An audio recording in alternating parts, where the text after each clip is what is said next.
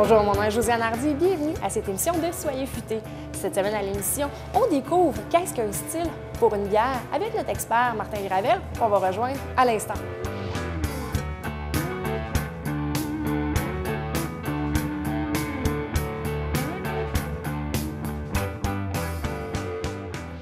Martin, il y a plusieurs sortes de bières, mais il y a plusieurs styles de bière également. Qu'est-ce qu'un style? Un style, c'est des caractéristiques qui peuvent être régionales, historiques, ça peut être des caractéristiques d'ingrédients qui se retrouvent. Il y a différents styles de bière.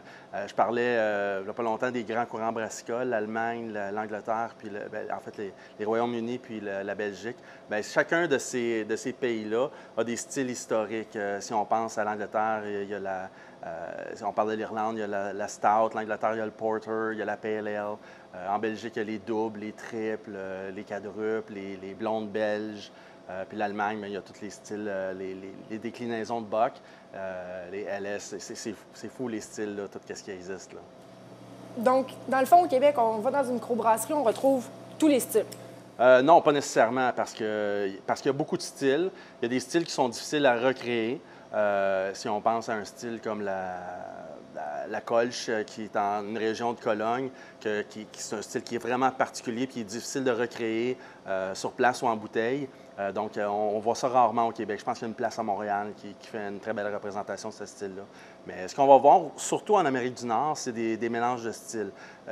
Ou des interprétations de styles, en fait.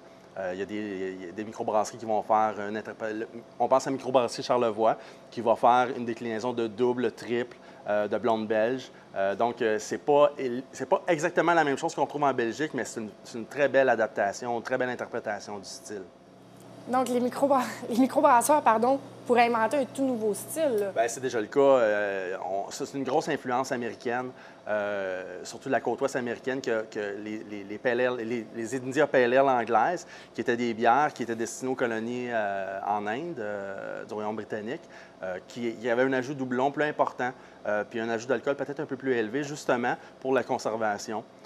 Donc, c'est un style qui a été repris sur la côte ouest, puis sur la côte est aussi américaine, mais qui a été développé, qui a été poussé à fond. Donc, on trouve des bières très houblonnées, avec des houblons un petit peu différents des houblons anglais, des houblons beaucoup plus florales, beaucoup plus fruités, qui donnent des styles vraiment, vraiment impressionnants. Donc, ce qu'on parle à cette heure, va être des Pale Ale américaines ou des West Coast IPA, dans le fond, qui deviennent un nouveau style qui s'est développé avec le temps.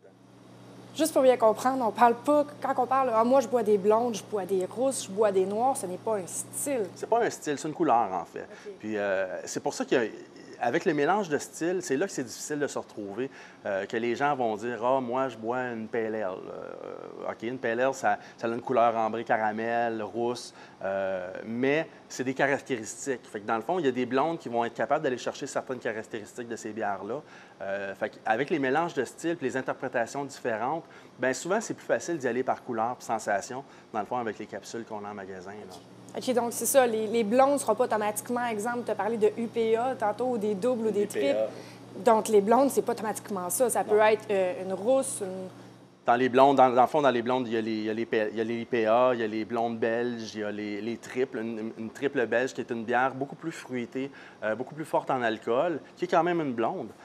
Donc, c'est pour ça que la couleur, ce n'est pas forcément associé au style.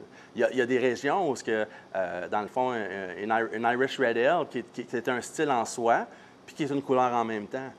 Il y a des gens qui disent que la rousse de Boréal, c'est comme devenu un style, mais ça, on va le voir dans 15, 20, 30 ans, si dans le fond, il y a un style rousse québécois qui s'est créé là, avec le temps. Mais c'est quelque chose de vraiment intéressant. Puis ce qu'on va voir de plus en plus, c'est que les microbrasseries, c'est une tendance grandissante dans plusieurs pays. En Europe, on parle des Républiques tchèques, la France. Il y a beaucoup de microbrasseries qui poussent un peu partout.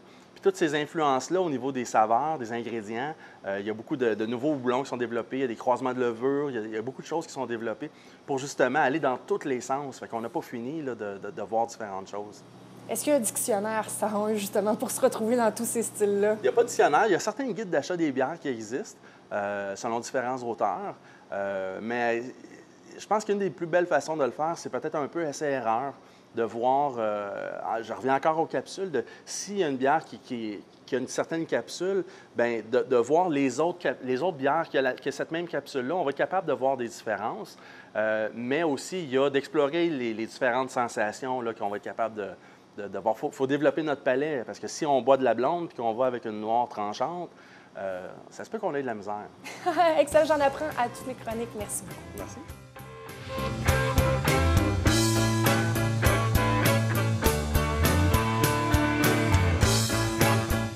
Martin, encore rendu au moment de l'accord qu'on peut faire avec les bières. Cette semaine, on a quoi? Bien, étant donné qu'on a parlé des mouvements, des tendances, dans le fond, brassicole, de l'influence de la côte ouest américaine, on va goûter à une PLL américaine qui est une interprétation faite par le Trou du Diable, c'est franchement une de mes bières préférées. Fait que ça va être le fun de te faire découvrir ça. Excellent. J'ai hâte de découvrir ça. Puis je trouve ça super mignon. Sur la bouteille, il y a même, ça s'appelle le Trou du Diable, il y a même le petit diable qui est ancré dedans.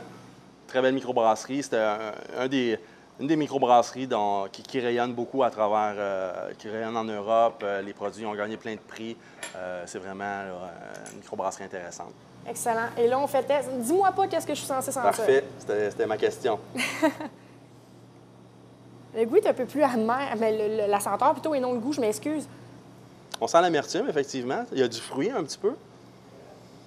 Moi, je remarque du pamplemousse rose. J'aurais dit le citron. Citron, agrumes, c'est parfait, c'est dans la même famille, oui. À la fin des chroniques, souvent, tu vas être une experte. Souvent, ce qu'on fait, c'est que quand on va essayer de trouver les arômes, on va aller plus large. Okay. Donc, on va dire, je sens des agrumes.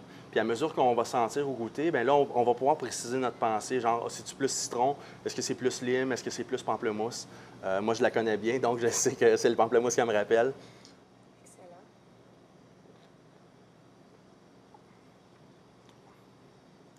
Oui, on sent vraiment l'amertume des agrumes qui vient bloquer la mâchoire, on va dire, d'une certaine façon, là.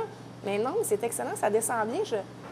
Une bière, je dirais quasiment une bière d'été, quand il fait sur le bord de la piscine, là. C'est un style qui se boit très bien l'été. C'est désaltérant.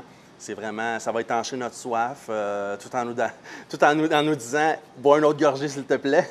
Notre palais va en redemander, mais c'est vraiment intéressant. C'est une bière qui s'agence très bien. Un des meilleurs matchs avec cette bière-là, c'est les saucisses. Les saucisses qui sont un petit peu épicées, moi, j'aime ça. On parle de l'Inferno, de l'Italienne forte, de la merguez. Toutes les épices un petit peu plus poussées sur le piquant. En fait, les deux vont se combattre un petit peu, mais justement, ça va être un mélange agréable, là. La bière va venir adoucir la saucisse, tandis que la saucisse va relever un petit peu le fruité du houblon en bouche. C'est vraiment quelque chose d'agréable. Les contrastes s'attirent.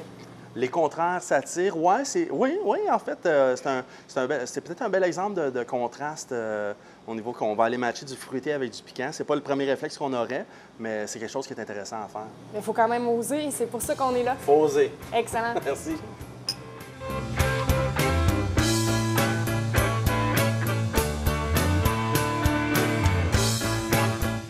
Ça va être le temps de notre segment gourmand avec Nathalie. Nathalie, tu nous amènes où aujourd'hui? Bien, on va terminer la tournée gourmande avec vraiment, ça va être éclectique aujourd'hui, notre mini-chronique, parce que il y a plein de produits que je voulais encore vous présenter, dont la cuisine taille de Sam. Peut-être que vous l'avez vu au Dragon, notre ami Sam. Donc, lui cuisine à Gatineau, nous produit des beaux produits frais, rouleaux, taille, des soupes tom yum et soupe au curry, poulet au curry. Donc, dans les produits surgelés. Alors, on peut toujours en avoir à la maison sous la main. On a aussi les œufs de caille de la ferme MJ et Filles. Donc, œufs de caille, très intéressant pour les enfants. On fait bouillir les œufs de caille comme pour faire des œufs à la coque. Donc, on les pèle, on met ça en salade ou en petites bouchées comme ça. Les enfants trouvent vraiment intéressant de grignoter l'œuf de caille. On a aussi les sauces Fire Pit, qui sont des sauces qui ont été élaborées par un gars de Hall. Ce monsieur-là a élaboré ça, faisait les premières batches dans son garage et c'est devenu quelque chose qui a pris de l'envergure. Donc, c'est des produits qu'on peut trouver un peu partout. La sauce Fire Pit, on a la barbecue à la Zambuca. Et la vedette ici, dans nos sandwichs européens, c'est la moutarde au miel épicé, au rhum épicé, excuse-moi. On a aussi la Maison Bisson, qui nous offre, Maison Bisson, qui est un boucher à Hall, mais maintenant, il y a plusieurs points de service un peu partout. Donc, la Maison Bisson nous offre des sauces barbecue, côte plus traditionnelle et une aux pommes. Mais ce que je trouve intéressant de vous présenter aujourd'hui, c'est son mélange d'épices maison. Il y a une épice à volaille et il y a une épice pour beefsteak et beaucoup moins grande teneur en sel. Donc, Alain a commencé ces produits-là vraiment parce qu'il trouvait que les épices étaient trop salées. Alors, lui a remédié à ça avec sa collection maison. Ensuite, un petit peu plus loin, du côté de l'Est ontarien, on a Mrs. McGarrigle. Mrs. McGarrigle fait dans la moutarde. Ici, on a une panoplie de moutarde.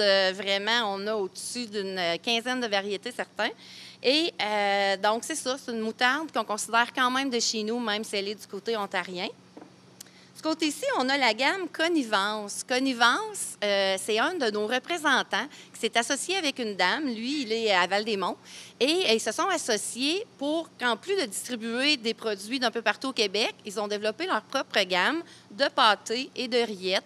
Et la particularité des produits Connivence, c'est la teneur en foie gras. Il y a beaucoup plus de foie gras à l'intérieur de ces pâtés-là que d'autres pâtés qu'on peut retrouver. Donc, c'est très intéressant pour les gens. Et ils font dans le petit bonbon à l'érable. Donc, je te parlais la semaine passée des pains de sucre que les gens font provision pour donner comme cadeau d'hôtesse. Mais le petit bonbon à l'érable, je te dirais que c'est bien rare que les gens partent avec juste un petit paquet. Puis, on va finir avec, de ce côté-ci, des odeurs plutôt que des saveurs. C'est Saponaria, la savonnerie Saponaria qui fait des savons, par exemple, à la bière, qui s'est associé avec le BDT. Des fois, on ne sait pas quoi offrir aux gars, très populaire pour les hommes ici. Saponaria fait un chasse-monstre, fait de la poudre pour les pieds, fait des bombes effervescentes pour le bain. Et bientôt, on va avoir tout un présentoir de Saponaria ici. Donc, on finit sur des odeurs plutôt que des saveurs aujourd'hui. Merci beaucoup, Nathalie. Ça me fait plaisir. C'est ce qui conclut l'émission Soyez futés pour cette semaine. Soyez de nous la semaine prochaine alors qu'on continue à démystifier les styles de bière et en apprendre plus sur les produits d'ici. Mon nom est Josiane Hardy. Je vous souhaite une très bonne soirée et on se voit la semaine prochaine.